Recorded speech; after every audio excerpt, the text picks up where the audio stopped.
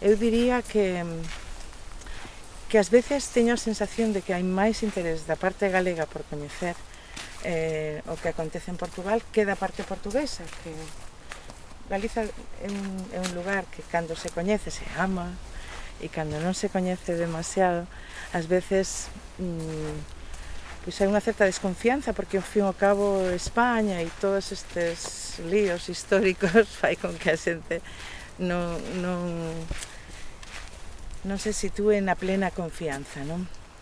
Pero eu sempre digo que coñecer Galiza é coñecer un pouco o útero materno, non? É como se volveses a casa, non? Onde un día naceu a lingua, o sea, en Galiza e no norte de Portugal. Entón, para min, se estudiase iso na escola, sería moito máis doado, non? Porque, ao fin e ao cabo, somos unha única realidade cultural. E aí, en fin, iso é así, non? Eu sinto iso e tamén valoro moito, bueno, pues, o traballo de xente como Benedicto que nos presentou o Seca Afonso e o propio Seca Afonso que se sentiu galego, el sempre dicía que era a súa patria espiritual e que ademais de ser a súa patria espiritual ninguén o entendera nunca probablemente como aquí. Entón hai algo misterioso aí, non? Nesa irmandade tan profunda que el viviu, non? Ata o punto que el estreou Grándola Vila Morena en Santiago de Compostela, por exemplo, non? E percorreu Galiza e deixou unha marca, unha pegada moi fonda, non? De feito, esa normalmente é a nosa entrada a Portugal, non?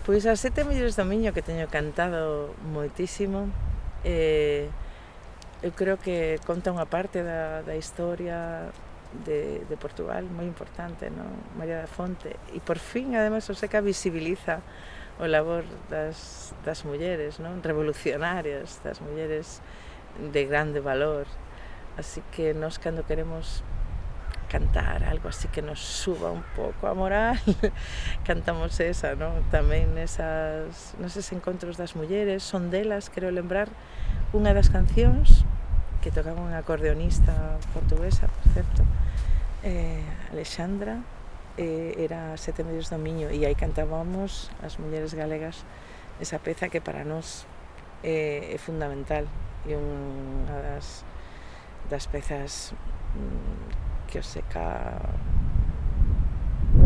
defendeu e cantou e nos fixo descubrir tamén figuras como María da Fonte e outras mulleres portuguesas, non?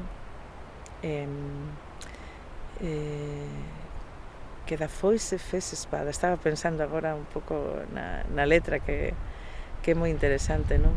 E hai algo aí no Seca sempre moi ligado á tradición que é interesantísimo nesta peza, por exemplo, non?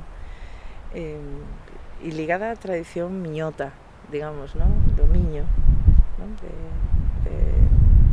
Mallá, Ovira, todas esas músicas que para nós, o meu avó cantábame iso, por exemplo, Ovira do Miño, todo iso está moi ligado, sobre todo os galegos do sur. Sí, as Sete Mulleres do Miño, un tema fundamental para nós tamén, quizáis dos máis populares do Seca aquí, mas se eu teño que escoller entre a obra do Seca sería moi difícil de cantarme por unha, non? Pero eu canto Verdes son os campos, que é un poema de Camões, con música do Seca, que é, en fin, que é algo que sempre me acompaña e cada vez que vou a Portugal teño que cantala e sempre é un arrepío, non? Cantala ali para a xente, non sei, como se eu fixese miña esa música, non? Diría ser como verdes son os campos da cor de limão, assim são os olhos do meu coração.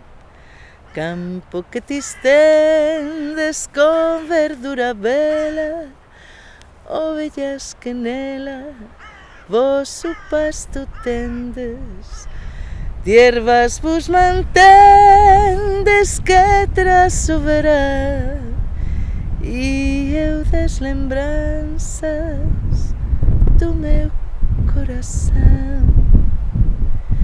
Isso que comeis não são ervas, não, são graças dos olhos do meu coração.